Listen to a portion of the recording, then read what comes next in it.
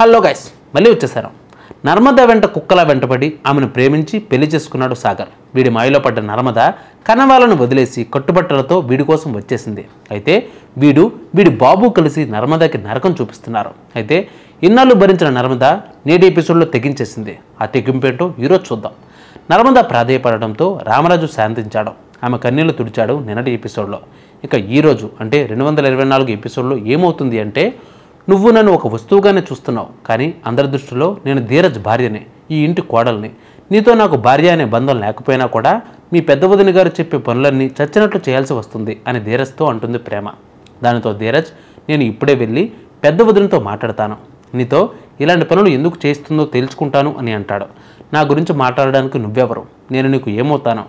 నాకు నీకు ఏంటి సంబంధం? నువ్వు నా తరపున ఎందుకు మాట్లాడతావు అని నా తరపున ఆవిడను నిలదీయాల్సిన అవసరం నీకేంటి అని అడుగుతుంది ప్రేమ. అంటే అది ఏదైనా అవ్వచ్చు, ఎవరైనా కావచ్చు, కానీ నీకు ఇలా పనిష్మెంట్ ఇచ్చి కష్టపడడం కరెక్ట్ కాదు. నువ్వు కష్టపడుతుంటే నాకు బాధగా ఉంది అని అంటాడు ధీరజ్. ఏంటి బాధ? ఎందులకు? నేను టేబుల్ని కదా, కుర్చీని కదా, ఇంట్లో ఉండే వస్తువుని కదా, మరి బాధ ఎందుకు? వస్తువు కష్టపడితే నీకెందుకు బాధ? ఎమోషన్స్ అయినా ఎఫెక్షన్స్ అయినా మనుషులపై ఉంటాయి, కానీ వస్తువులపై కాదు. అవి ఓ మూలను పడి ఉంటాయి మాత్రమే. వాటి గురించి నువ్వంత బాధపడాల్సిన పని లేదు అని తన పని తాను చూసుకుంటుంది ప్రేమ. దాంతో ధీరజ్, శాడిజానికి శారీ కడితే ఎలా ఉంటుందో సేమ్ అలాగే ఉన్నావు. టార్చర్ అనేదానికి మారు రూపం నువ్వు. నిన్ను వస్తువుతో సమానం అని ఎందుకు అన్నానో, ఏ సందర్భంలో అన్నానో అర్థం చేసుకోకుండా ప్రతిసారి అదే విషయాన్ని ప్రస్తావిస్తున్నావు. నన్ను చంపుకుని తింటున్నావు, చచ్చ అని అంటాడు. ఆ మాటతో ప్రేమ, హలో మాస్టారు, ఇప్పుడు ఇక్కడ ఏ వస్తువు ఉంది? ఇది నీ జోలికి రావడం లేదు కదా. తన పని తాను చూసుకుంటుంది. నిన్నేం చంపుకుని తినడం లేదు కదా. వస్తువులంటే చిన్నచూపు ఉండొచ్చు సార్, అనవసరంగా నిందలు వేయకూడదు. తీసుకువచ్చి ఒక మూలను పడేశాం కదా అని ఎలా పడితే అలా మాట్లాడకూడదు కదా సార్ అంటుంది. ఎంత వస్తువులైనా సరే ఎన్ని మాటలను పడుతుంది చెప్పండి అని అంటుంది ప్రేమ.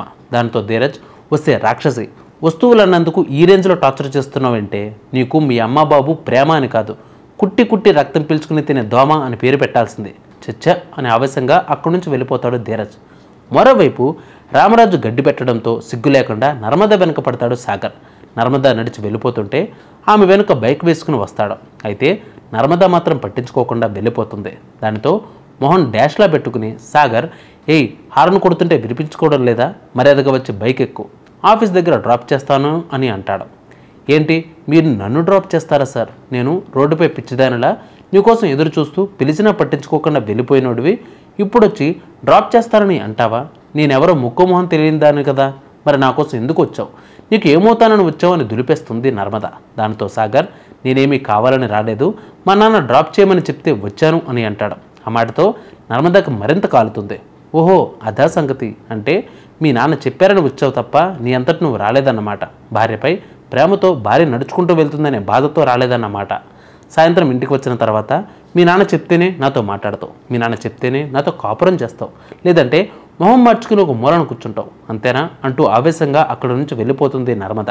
దానితో సాగర్, ఏయ్ వెళ్ళిపోతున్నావేంటి, వచ్చి బండెక్కు అని అంటాడు. ఆ మాటతో నర్మద, ఏయ్ ఎలా కనిపిస్తున్నారా నీ కంటికి? నువ్వు అసహించుకుంటే భరించాలి, రోడ్డు మీద ముక్కు మొహం దాన్ని చూసినట్లుగా చూస్తే ఓర్చుకోవాలి, ఇప్పుడు వచ్చి బండెక్కమంటే సిగ్గు లేకుండా ఎక్కేయాలి. ఏమనుకుంటున్నావురా నా గురించి? నీ కంటికి నేను వ్యక్తిత్వం లేని దానిలా కనిపిస్తున్నానా, ఆత్మాభిమానం లేని దానిలా కనిపిస్తున్నానా అంటూ ఉతి కారేస్తుంది నర్మద. దానితో సాగర్, ఏయ్ నీతో వాదించే ఓపిక టైం రెండూ నాకు లేవు, మర్యాదగా బండెక్కుతావా లేదా అని అంటాడు. ఆ మాటతో నర్మద, ఏంట్రా బెదిరిస్తున్నావా? ఏమన్నావు? నాతో మాట్లాడే ఓపిక టైం లేవా నీకు? ఒకప్పుడు నాతో 2 మాటలు మాట్లాడితే చాలని ఆఫీస్ బయట గంటలు ఎదురు చూసేవాడివి, కానీ ఇప్పుడు నాతో మాట్లాడడానికి టైం లేదు. నిన్ను పెళ్లి చేసుకునేసరికి ఇంత లోకమైపోయాను కదా. ఈ లోకంలో నాతో ఎవరున్నా లేకపోయినా పర్లేదు అని నీకోసం కన్నవాళ్ళని సైతం వదిలేసి వచ్చాను కదా, అందుకే లోకమైపోయాను అని కన్నీళ్లు పెట్టుకుంటుంది నర్మద. దానితో సాగర్, కన్నీళ్లు తొడవాల్సింది పోయి, ఏయ్ రోడ్డుపై ఏంటి న్యూసెన్స్, నోరు మూసుకుని వచ్చి బండెక్కు అని అంటాడు.